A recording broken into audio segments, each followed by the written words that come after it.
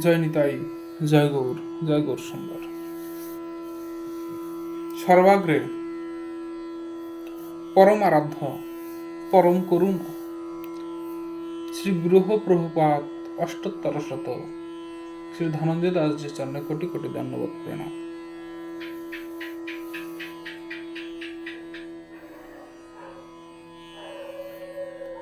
নৈমিষারণ্যে সমুদায় ঋষিবৃন্দ সমবেত হয়েছে। নৈমিষারণ্য সমবেত হয়েছে এর জন্যই যে নৈমিষারণ্য স্বয়ং ভগবান ঋষি মুনিদের জন্য ভূমি প্রদান করেছে। কলিযুগের প্রারম্ভেই সমুদায় ঋষিবৃন্দ ভগবানের সম্মুখে এসে উপস্থিত হয়ে বলছেন, হে ভগবান, কলিযুগের যে তাণ্ডব শুরু হয়ে গেল, এই কলিযুগের তাণ্ডবে ভজনযোগ্য ভূমি খুঁজে পাচ্ছি না। কোথায় ভজন করব, কোথায় সাধন করব?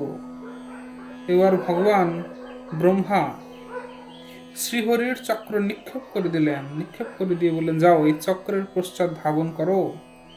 এই চক্র যেখানে গিয়ে একবার আবর্তন করে ভূমি স্পর্শ করে নেবে, সেটাই তোমাদের ভজনের অনুকূল স্থান জানবে। ওখানে কলি প্রবেশ করতে পারবে না। ভগবত নিক্ষিপ্ত চক্র নৈমিষারণ্যে এক নিমিষকাল আবর্তন করে সেই স্থানকে কলিমুক্ত করে দিয়েছে। এখানে কলির প্রবেশ রদ করে দিয়েছে। যেহেতু এখানে কলির প্রবেশ অধিকার নাই, ঋষিরা নির্বিঘ্নে এখানে 1000 বছরের এক ছত্র জাগের আয়োজন করলেন। 1 বছরের এক ছত্র জাগের দীক্ষিত ঋষিগণ বসলেন, ব্যাসপীঠ অলঙ্কৃত করে বসলেন রোমহর্ষ নন্দন সুত ঋষি। এবার সুত ঋষিকে দেখেই শৌনকাদি মুনিবৃন্দ এসে প্রার্থনা করলেন, ঋষি সুত, কলির অজ্ঞতা অন্ধকারে চারিদিক সমাচ্ছন্ন হয়ে গেছে। এই অজ্ঞান আচ্ছন্ন কলির প্রভাব থেকে মুক্ত হয়ে আমরা কিভাবে ভগবানের ভজন করব? কার ছত্রছায়া প্রাপ্তি করলে আমাদের অন্তঃকরণে প্রতিনিয়ত ভগবানের স্মৃতি বিরাজিত হবে, যাবতীয় অশুভ শক্তির নাশ হবে, সেটা অবশ্যই জানান। এবার সুত ঋষি বলছেন, হে শৌনকাদি মুনিবৃন্দ, খুব ভালো কথা বলেছেন। কলিরূপী ঘোর তমসা অন্ধকার বিনাশ করার জন্য সাক্ষাৎ মধ্যাহ্ন সূর্যের মতো প্রকাশ্যমান শ্রীমদ্ ভাগবত প্রাদুর্ভূত হয়েছেন, যার প্রকাশ মাত্র যাবতীয় তম অন্ধকার নাশ হয়ে শ্রীমদ্ ভাগবত অভিন্ন শ্রীকৃষ্ণ স্বরূপ, যার স্মরণ মাত্রই জীবের কল্যাণ প্রাপ্তি হয়ে যায়। হে শৌনকাদি মুনিবৃন্দ, এই কথা আমি বলছি না, সনকাদি কুমারগণ দেবর্ষি নারদকে নিজের মুখে এই কথা বলেছেন। কবে বললেন? একদিন দেবর্ষি নারদ বিশালা নগরীতে ইতস্তত পরিভ্রমণ করছেন, ঘুরে বেড়াচ্ছেন। নারদ ঋষি যেখানে থাকেন প্রতিনিয়ত নামানন্দে বিভোর থাকেন। আজও নাম করছে, কিন্তু নারদ ঋষির মনে আনন্দ নাই, আনন্দ হচ্ছে না। যেন কোনো অজানা এক চিন্তা তাকে গ্রাস করছে প্রতিনিয়ত। নারদ ঋষি বিমর্ষ হয়ে আছেন। এমন অবস্থায় সনক সনন্দন, সনত কুমার সনাতন, এই আদি 4 কুমারের সঙ্গে দেবর্ষির সাক্ষাৎ হয়ে গেল। দেবর্ষি এই 4 জনকে দেখে ভুলুণ্ঠিত হয়ে প্রণাম করলেন। অহোভাগ্য, কি সৌভাগ্য, অত্যুত্তম সৌভাগ্য। কারণ শাস্ত্র বলেন, বৈষ্ণব দর্শন করলে যাবতীয় বিঘ্ন দূর হয়ে যায় এবং মনের যাবতীয় দুঃখ দূর হয়ে পরমানন্দ প্রাপ্তি হয়। তো আপনাদের মতো মহান বৈষ্ণবের যখন সাক্ষাৎকার হয়েছে, তার মানে আমার এবার আনন্দ হবে। সনকাদি কুমারগণ বলছেন, দেবর্ষি, আগে এটা তো বলো, তোমার দুঃখটা কি? তুমি তো ভগবানের ভক্ত, আর ভগবানের ভক্তের তো কোনো দুঃখ হয় না, প্রতিনিয়ত আনন্দে বিরাজমান থাকেন, তাহলে কি দুঃখ তোমার? এই শুনে নারদ ঋষি বলছেন, জানেন সনকাদি কুমারগণ, আমি এই পৃথিবীকে ব্রহ্মাণ্ডের সর্বশ্রেষ্ঠ ক্ষেত্র জ্ঞান করে পৃথিবী ভ্রমণ করতে বেরিয়েছিলাম। পৃথিবী ভ্রমণে বেরিয়ে প্রথমে গয়া, গঙ্গা, প্রভাস, পুষ্কর, অবন্তী, দ্বারাবতী, সেতুবন্ধ, রামেশ্বরম আদি শ্রীরঙ্গম আদি ক্ষেত্রে গমন করেছি। কিন্তু গিয়ে কি দেখলাম জানেন? গিয়ে দেখলাম কোথাও আনন্দ নাই। তীর্থে কোনো সাধু বাস করছে না। তীর্থে এখন ঠক, প্রবঞ্চক, গৃহস্থদের গৃহচর্চার কোলাহলেই পরিপূর্ণ হয়ে গেছে। সাধুরা তীর্থ পরিত্যাগ করে ঘোর অরণ্যে প্রবেশ করেছেন। এরা এত স্বার্থপরায়ণ কেমন? নারদ ঋষি বলছেন, তরুণী প্রভূতা গৃহে শ্যালক বুদ্ধিদায়ক। গৃহে গৃহে তো বউদের রাজত্ব, বউ যা বলে বরেরা সেটাকে সমর্থন করে, এরকম অবস্থা। শ্যালক বুদ্ধিদায়ক। আগেকার দিনে বুদ্ধি পরামর্শ করবার জন্য মানুষ গুরুজনদের কাছে শরণাগতি নিতেন। এখন তো বুদ্ধি করার জন্য শ্যালক আদি বউয়ের সম্বন্ধে যারা আছে তাদের কাছেই এই বুদ্ধি করে নেয়। ফল কি হলো জানেন? ফল বড় ভয়ানক হয়ে গেছে। আমরা চারিদিকে মানুষের দশা খুব খারাপ হয়ে গেছে, কারণ মানুষের ধর্ম, কর্ম, জ্ঞান লোপ পেয়ে গেছে। ধর্ম স্মৃতি কারণাই সবাই কেবলমাত্র নিজের উদরপূর্তি আর জৈবিক চাহিদা নিয়ে জীবনযাপন করে চলেছে। মনে হচ্ছে খাওয়া, পড়া, ঘুমানো আর বিবিধ আমাদের জীবনে যেগুলি চাহিদা সেগুলি পূরণ করতে পারলেই জীবন ধন্য হয়ে যাবে। এইভাবে যখন জীবনযাপন করছে, তার ফলে কি হলো? তারা তাদের স্বার্থ পূরণ করবার জন্য এত নিষ্ঠুর হয়ে গেছে। এই স্বার্থ পূরণ করবার জন্য নিজেদের মেয়ে বউকেও বিক্রি করে দিতে এতটুকু ইতস্তত বোধ হচ্ছে না। কন্যা বিক্রয়ী নাম লোভা দম্পতি নাম। তারা নিজের মেয়ে বউকেও বিক্রি করে দিতে একবার ইতস্তত হয় না, এত স্বার্থপরায়ণ। তার ফলে কি হলো জানেন? কোথাও কোনো আনন্দ নাই, কোথাও কোনো শান্তি নাই। আনন্দের উৎস তো ভালোবাসা, আর এখন তো ভালোবাসা নাই, এখন তো সব ফর্মালিটি মাত্র। প্রকৃত ভালোবাসা না হলে তো আনন্দ হয় না। আর তো জগতে প্রকৃত ভালোবাসা নাই, সবই তো স্বার্থ। তো আমরা ভালোবাসা বলতে বুঝি কামনা। সবার নানান রকমের কামনা, খাওয়া, পড়া, উঠা, বসা, নানান রকমের কামনা আছে আমাদের। সেই কামনার মাধ্যমকে আমরা ভালোবাসার নাম দিয়েছি। যেহেতু জগতে প্রকৃত ভালোবাসা নাই, তাই কারো মনের মধ্যে কোনো আনন্দ হচ্ছে না। সবাই দুঃখী, সবাই হাহাকার করছে, জর্জরিত হয়ে আছে।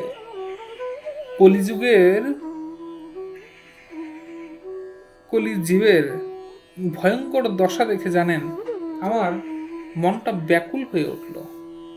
তীর্থে যদি এমন অবস্থা, তাহলে সাধারণ ক্ষেত্রের মানুষের দশা কি হবে? এই ভেবে চারিদিকে ভ্রমণ করে বিষণ্ণ চিত্তে ভ্রমণ করতে করতে শ্রীধাম বৃন্দাবনে এসে উপস্থিত হলাম। শ্রীধাম বৃন্দাবনে উপস্থিত হয়ে উপলব্ধি হলো জানেন, বৃন্দাবন এমন এক অমোঘ ধাম, অমোঘ ক্ষেত্র, যেখানে কলির প্রবেশ হয় নাই, যেখানে বৃক্ষ, লতা, গুল্ম থেকে শুরু করে সাধারণ গৃহস্থ জীব অবধি প্রত্যেকে রাধা রাধা, শ্যাম শ্যাম জপ করতে থাকে। তাদের সেই মুখনিসৃত হরির নামের দ্বারা ত্রিভুবন উদ্ভাসিত হয়ে আছে। এই দেখে আমার চিত্ত আনন্দিত হয়েছে। তাই ব্রজ দর্শন করে, ব্রজ মহিমাকে উপলব্ধি করে আমি বৃন্দাবন মহিমা গাইছি।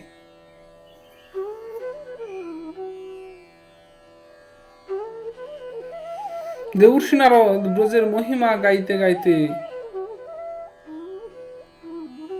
দেবর্ষি নারদ চলছেন। দেবর্ষি নারদ বলছেন, বৃন্দাবনে খুব আনন্দ হলো। এসে চারিদিকে শুধু রাধা নাম, শুধু রাধা নাম, শুধু গোবিন্দের নাম শুনতে শুনতে মন চিত্ত আনন্দিত হয়ে গেল। আমার মনে মনে শুধু ভাবছি, এমন বৃন্দাবনে ঠাকুর আমায় কেন বাস দেয়নি, কেন বাস দিল না। আনন্দিত চিত্তে বৃন্দাবন দর্শন করতে করতে এগিয়ে চলেছি। কিছু দূর অগ্রসর হয়ে দেখলাম এক সুন্দরী যুবতী রমণী বসে আছে, খুব সুন্দরী। তার কেশ আলুলায়িত হয়ে আছে, চেহারা ছবি কেমন যেন হয়ে আছে একটা। অথচ এই সুন্দরীর দুই পাশে দুই বৃদ্ধ অচৈতন্য হয়ে পড়ে আছে। সেই সুন্দরী বৃদ্ধদের দিকে আকুল প্রাণে চাইছেন। সেই সুন্দরীকে প্রসন্ন করার জন্য সহস্র সহস্র দেববিনিন্দিত কান্তিযুক্ত কন্যা প্রভূত প্রয়াস করছেন। কিন্তু এই সুন্দরী যেন কারো কোনো প্রয়াসে সাড়া না দিয়ে অসন্তুষ্ট হয়ে আছে, কোনোই সন্তুষ্ট হচ্ছে না। আমি দেখলাম কিন্তু এগিয়ে গেলাম না। কেন যাচ্ছে না? কারণ শাস্ত্র বলছেন সাধু কখনো স্ত্রী প্রসঙ্গে আগ বাড়িয়ে যাবে না। কারণ স্ত্রী লোকের প্রসঙ্গ মানে জটিল, আর সাধু হবে সরল। সাধু যখন স্ত্রী প্রসঙ্গে যাবেন তখন তার সাধুত্ব জটিল হয়ে যাবে। এর জন্য সাধু স্ত্রী প্রসঙ্গ থেকে একটু দূরেই থাকবে। কখনো স্ত্রী লোকের কাছে আগ বাড়িয়ে যাবে না। তাই নারদ ঋষি বলছেন, শাস্ত্র যখন বলছে স্ত্রী লোকের দিকে নাক গলানো যাবে না, তাই আমি আর নাক গলাতে গেলাম না। পাশ কাটিয়ে চলে যাচ্ছিলাম, অকস্মাৎ দেখলাম সেই স্ত্রী মূর্তি আমার দিকে হাত জোর করে এগিয়ে এসে বলছেন, আমাকে সম্বোধন করে বলছেন, ভৌ ভৌ সাধু সমন্তুষ্ট মত চিন্তামপি নাশয়। হে সাধু, একটু দাঁড়ান। শুনেছি সাধুর দর্শন হলে যাবতীয় দুঃখ কষ্টের উপশম হয়। আর আপনি যখন কৃপা করে দর্শন দিয়েছেন, আমার দুটো দুঃখের কথা শুনুন, শুনে আমার দুঃখ দূর করে দিন। নারদ ঋষি বলছেন, দেবী তোমার পরিচয় জানি না, তুমি কে, কিসের দুঃখ তোমার? সেটা যদি না জানি সেই দুঃখ প্রতিকার কি করে করব? দেবী নিজের পরিচয় দিলেন, অহম ভক্তির দীক্ষাত ইমৌ মৃত তনয়ৌ মত। আমার নাম ভক্তি, আমি ভগবানের হৃদয় কমল থেকে প্রকট হয়েছি। দ্রবিড় দেশে আমার জন্ম হয়েছে, মহারাষ্ট্রে আমার প্রাণীগ্রহণ হয়েছে। আমি দুই পুত্রের জননী হয়েছি। এই দুই পুত্রকে দেখতে পাচ্ছেন, এই দুই পুত্র আমার পুত্র, জ্ঞান আর বৈরাগ্য। আমি কর্ণাটক পর্যন্ত পাষণ্ডদের ধাওয়া খেয়ে ছুটেছি। সেখান থেকে আমি ছুটতে ছুটতে গুজরাট পর্যন্ত এসে বিপর্যস্ত হয়েছি। আমাকে আরো বিপর্যয় ঘিরে ধরলো। আমি কোনো রকমে আমার ছেলে দুটোকে নিয়ে চলে আসছিলাম। তারা কেন জানি না অজ্ঞান হয়ে গেল, মূর্ছিত হয়ে গেল। বার্ধক্য দশা তাদের ঘিরে ফেললো, চলন শক্তি হারিয়ে ফেললো। ছেলে দুটোকে নিয়ে বৃন্দাবনে প্রবেশ করলাম। বৃন্দাবনে প্রবেশ মাত্রই জানেন আমি সুন্দরী হয়ে গেছি, কিন্তু আমার ছেলে দুটো বার্ধক্য ছিল না। এখন বলুন, আমি মা যুবতী হয়েছি, যুবতী হয়ে ঘুরে বেড়াবো, আর আমার ছেলে দুটো বুড়ো হয়ে থাকবে। কোন মা এটা দেখে সুখ পাবে? তাই আমার মনের মধ্যে আনন্দ নাই। আমার ছেলে দুটো যদি আবার সচল হয়ে ওঠে, চলন শক্তি ফিরে পায়, আমার সামনে নাচে কুদে ঘুরে বেড়ায়, তাতে আমার আনন্দ হবে। কিন্তু অনেক প্রয়াস করেছি জানেন, ছেলে দুটোর চেতনা সম্পাদিত হয় নাই। আপনি তো মহান সাধু, ভগবানের প্রিয়জন, আপনি একটু কৃপা করে প্রয়াস করে দেখুন। নারদ ঋষি না করতে পারবে না। নারদ ঋষি বলছেন, চিন্তা করো না দেবী ভক্তি, আমি এখনই তোমার চিন্তা দূর করব। এই বলে জ্ঞান বৈরাগ্যের কানের কাছে এসে বেদ বেদাঙ্গ বেদান্ত যাবতীয় শাস্ত্র পড়ে ফু দিয়ে দিলেন। কিন্তু জ্ঞান বৈরাগ্যের চেতন ফিরল না, মূর্ছিত হয়েই পড়ে রইলেন। মূর্ছা ভঙ্গ হচ্ছে না কিছুতে। জ্ঞান বৈরাগ্য কি হবে তাহলে? কি করে জ্ঞান বৈরাগ্যের মূর্ছা থেকে সচেতন করা হবে? কোনো উপায়ই পাচ্ছে না। নারদ ঋষি বিমর্ষ হলেন। তিনি এবার ভগবানের মুখ নিঃসৃত বাণী ভগবদ গীতা পড়ে ফু দিলেন। গীতার এমন অমোঘ প্রভাব, গীতা সাধারণ নয়, যা স্বয়ং পদ্মনাভ মুখপদ্ম বিনস্মৃতা। আমাদের জীবনে এক অনন্য প্রাপ্তি, যা স্বয়ং ভগবানের মুখ নিঃসৃত বাণী। অর্জুনকে সামনে রেখেই তো আমাদের জন্যই তো ভগবান তো গীতার উপদেশ দিলেন। তো দেবর্ষি নারদ গীতা পড়ে যখন ফু দিলেন কানের মধ্যে, গীতার তো অমোঘ প্রভাব, ভগবানের মুখ নিঃসৃত বাণী, সেই বাণীর দ্বারা জ্ঞান বৈরাগ্য আর ঘুমিয়ে থাকতে পারলেন না, উঠে বসলেন। জ্ঞান বৈরাগ্যের নিদ্রা ভঙ্গ হলো,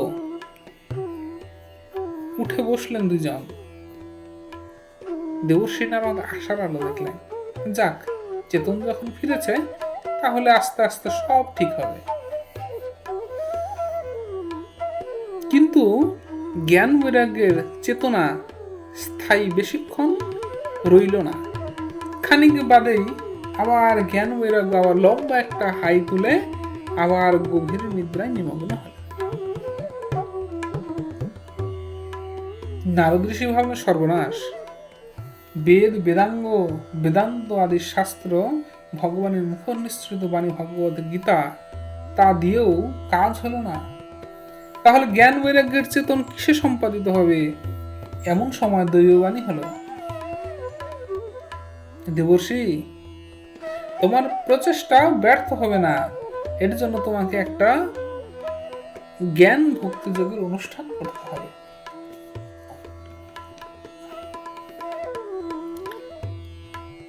এই কথা বলেই দৈববাণী চুপ হয়ে গেলেন। নারদ ঋষি বলছেন, জানেন, এত তীর্থ গেছি, কতজনের কাছে গেছি, যে জ্ঞান যোগ্য কি, সেই জ্ঞান ভক্তি যোগ্য অনুষ্ঠানটা কি, কেউ আমাকে স্পষ্ট করে কিছু বলে নাই, কিছু বলতে পারে নাই। তাই আপনারা আমার শেষ অবলম্বন, আপনারা আমাকে কৃপা করে বলুন, ওই দৈববাণী কোন যজ্ঞের আয়োজনের কথা বলেছে, যা করলে ভক্তি মহারানীর আনন্দ হবে, জ্ঞান বৈরাগ্যের চেতনা সম্পাদিত হবে। বলছেন এই কথা। সনৎ কুমার সনাতন বলছেন, চিন্তা করো না, তুমি একটা শ্রীমদ ভাগবত সপ্তাহ যজ্ঞের আয়োজন করো। এই সপ্তাহ যজ্ঞই সাক্ষাৎ জ্ঞান ভক্তির যজ্ঞানুষ্ঠান।